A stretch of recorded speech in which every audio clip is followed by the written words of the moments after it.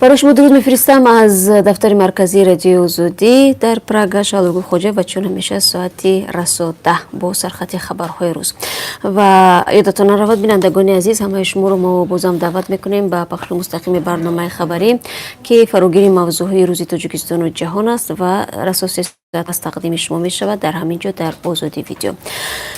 و شرکت فراز بر هم میخورد. شرکت فراز که نزدیک به حکومت و از بزرگترین شرکت‌ها در تاجیکستان به حساب می رود در این مورد به کمیته انداز نامه نوشته است. چرا شرکتی که تجارتش چندین ساحه را در بر میگیرد و در اوج فعالیتش چنین تصمیم را گرفته است؟ همکاران ما تلاش دارند در این باره با خود مسئولان صحبت کنند و جزئیات در برنامه پیشنهاد شما خواهد شد.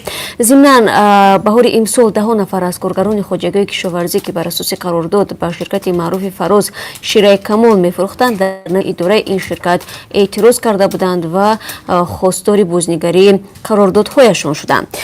باید گفت که فراز سال 2008 تأسیس یافته متعلق به شمس صاحبوف داماد رئیس جمهوری تاجیکستان دانسته می شود.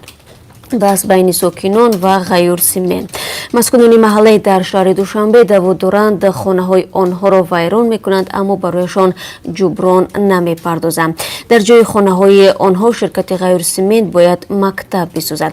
چرا چنین مشکل به وجود آمده است؟ همکاران ما با جانب مطرح کردند و مطلب در این آماده نمودند و گفته می شود که حقوقشناسان تا زمان حل بحث اطراف جبران خانه توصیه نمیدهند که شرکت ها خانه ها را ویران کنند چون که به این حق ندارند، ولی ساکنان شکایت میکنند که مسئولان شرکت ها به موافقه با آنها به تخریب خانه هایشان سر کرده و حقوقشان را دغلانه پایمال میکنند.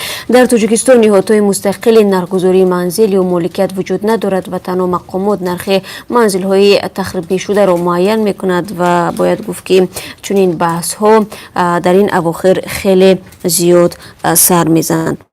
کمیته روابط خارجی مجلس نمایندگان آمریکا یا کنگره زلمه خلیلزاد نماینده ویژه ایالات متحده در امور افغانستان را به مجلس دعوت کرده است. خلیلزاد درباره مذاکرات چند ماهش با طالبان باید به سوالهای وکیلان مجلس نمایندگان آمریکا پاسخ بدهد. اولیوت اونگل رئیس دموکرات کمیته روابط خارجی مجلس نمایندگان آمریکا گفته است پس از آنکه وزارت امور خارجه درخواست این کمیته برای حضور زلمه خلیلزاد جهت دادن شهر را نادیده گرفت، دعوتنامه برای خود خلیلزاد صادر شده است و بر اساس دعوتنامه خلیلزاد باید روز پنجشنبه 19 سپتامبر به مجلس نمایندگان آمریکا حاضر شود. یادآور می‌شوم که مذاکرات صلح با گروه طالبان چند ماه ادامه کرد و یک هفته پیش خلیلزاد گفت توافق با این گروه اصولا نهایی شده، تنها به تصدیق دونالد ترامپ نیاز دارد، ولی ترامپ در نوبت خود روز شنبه 7 سپتامبر در چند توییت اعلام کرد که دیدار با رهبران طالبان و رئیس جمهوری افغانستان را در کمپ دیوید لغو کرده است. دستور حکومت تاجیکستان به تحقیق شکنجه شدن یک زن جوان از سوی کارمندان میلیسا شروع کرده است. این زن خواسته از شکنجهگران او مجازات شوند.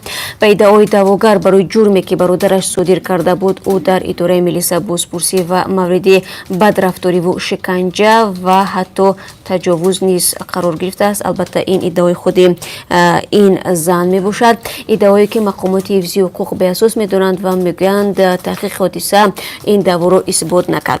تفصیلات این موضوع و صحبت خود این زن را می توانید در برنامه خبری تماشا کنید. و ساکنان دهات در فرخار میگویند که بنابر نبودن آب و نرویدن زراعت و درخت دهه آنها را به خرابزار تبدیل داده است و باید گفت که دهه گلستان از مرکز نویه در 3 کیلومتر جای گرفته است و ده ها خانواده در آنجا به سر میبرند. گزارش خواهیم داشت در این باره در برنامه امروز و البته با چند موضوع دیگر نیز هست که حالا همکاران ما تفصیلات آن را جستجو دارند.